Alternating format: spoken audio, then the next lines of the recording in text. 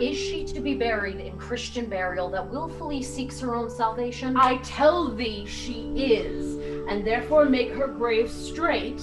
The crowner hath sat on her and finds it Christian burial. How can that be unless she drowned herself in self-defense? Why, 'tis found so.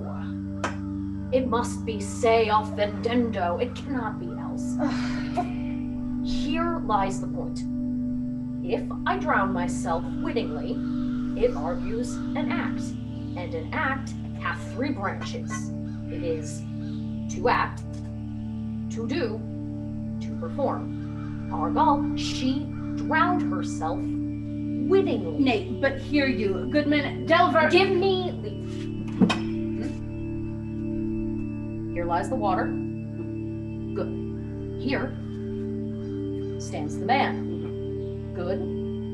If the man go to this water and drown himself, it is will he nil he goes, mark you that. But if the water come to him and drown him, he drowns not himself. Argal, he that is not guilty of his own death shortens not his own life.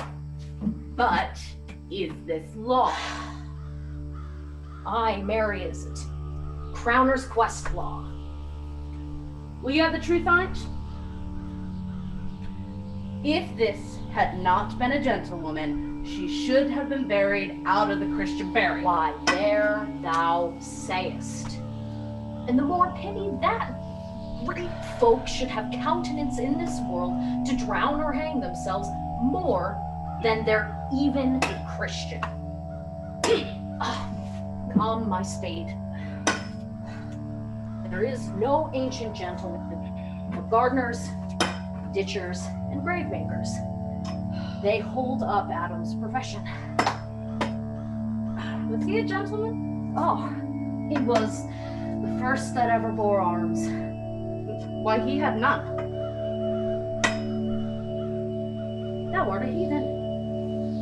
How dost thou understand the scripture? The scripture says Adam digged. Could he dig without arms? I'll put another question to thee. If thou answerst me not to the purpose, confess thyself. Go to. What is he that builds stronger than either the mason, the shipwright, or the carpenter? The gallows maker. For that frame outlives 1,000 tenants. I like thy wit well. Good faith. The gallows does well, but how does it well?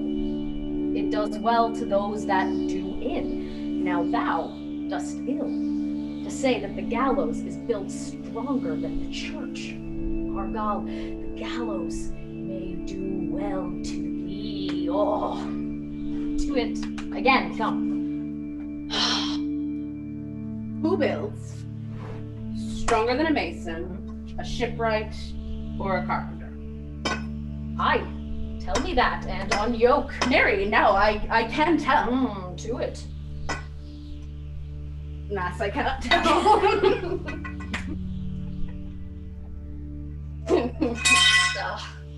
Cudgel thy brains no more about it, for your dull ass will not mend his pace with beating.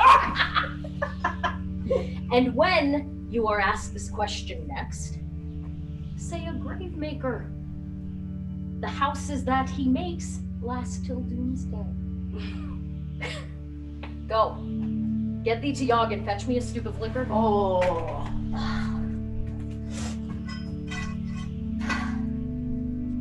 Youth, when I did love, thought it was very sweet to contract all the time for all my behold. Thought there was nothing meet. Has this fellow no feeling of his business that he sings at grave making? Custom hath made it in him a property of easiness. Tis e'en so. The hand of little employment hath a daintier sense. age with his stealing steps, hath clawed me in his clutch, and hath shipped me until the land, as if I had never been such.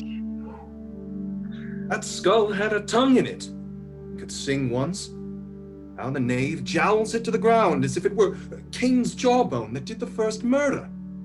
Might be the pate of a politician which this ass now o'erreaches, one that would circumvent God. Did not? It might, my lord. Or of a courtier which could say, "Good morrow, sweet lord, how dost thou, good lord?" This might be my lord such a one that praised my lord such a one's horse when he meant to beg it. Might it not? Aye, my lord. Why, and so. And now my lady worms, chapless and knocked about the mazard with a sexton's spade. Here's fine revolution, and we have the trick to see it. These bones cost no more the breeding but to play at loggets with them? I'd ache to think on it. Pickaxe and a spade, and a shrouding sheet. Oh, a pit of clay for to be made, for such a guest is meet. There's another. May not that be the skull of a lawyer? Be his quiddities now, his quillets, his cases, his tenures, and his tricks. Why does he suffer this rude knave now to knock him about the sconce with a dirty shovel, and will not tell him of his action of battery? This fellow might be in his time a great buyer of land. His statutes, his recognizances, his fines, his double vouchers, his recoveries. Is this the fine of his fines and the recovery of his recoveries? Have his fine pate full of fine dirt? Will his vouchers vouch him no more of his purchases, and double ones too, than the length and breadth of a pair of indentures? The very conveyancers of his lands will hardly lie in this box. And must the inheritor himself have no more? Huh? Not a jot more, my lord. Is not parchment made of sheepskins? Aye, my lord, and of calf skins too. They are sheep and calves, which seek out assurance in that. I will speak to this fellow,